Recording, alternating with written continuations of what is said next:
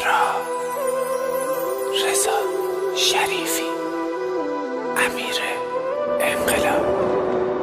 نیستی این شبا تنها چیزی که عذابم میده مرور خاطراته.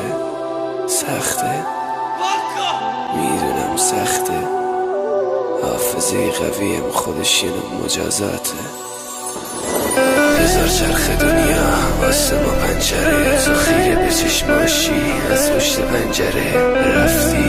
رفتنت باورم نمیشه، فکر کردی بغزم بشکنه چی میشه. یه روزی از همین روزا زیر این گنبد کبود جدا کردن دو نفر و چشمای حسود. بغز گرفته این گلومون نمیشه بخونه، مراج افتخار میدی داداش دلم تنگه واسه شبای بیداری. منو فدا کردی هنوزم فدایی داری.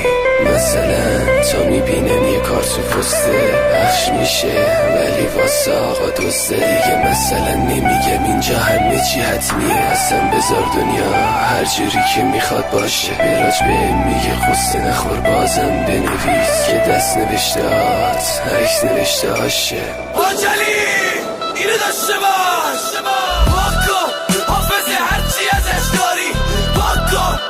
اگه مهرابو دوست داری پاکو، همه خاطراتو پاکو، تمام خاطرات این دردونه رو پاکو. دیگه نمیخندم براش خنده هامو پاکو، یه تیغای خودزنی رو دست منم پاکو. بگو کی میده جوابه این ضربه ها رو، چقدر دعوا کردم با چشمم نبینه اکسا رو. اصلا خنده هاشو پاک کن، گریه هاشو پاک کن، بغضاشو پاک کن، اسم منم پاک کن، عشقهاشو پاک کن، قهرهاشو پاک کن. دروغاش قشنگ بود دروغاشو پاک کن. که مهراب حافظه مادرمو پاک کن، گریه هاشو پاک کن، نفریناشو پاک کن. دیگه قاطی نمی کنم غیرتی نمیشم، دیگه به هیچی نمیگم بی گریه نیمه شب.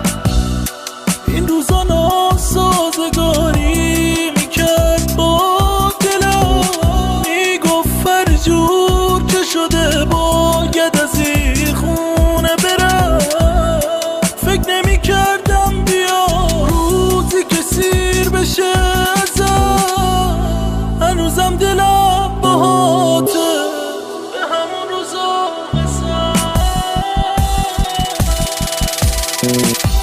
همیشه میگفتی که یه روز از اینجا میرم، اصلا نمیترسیدی از آه بی تقصیرم. اطرافیانه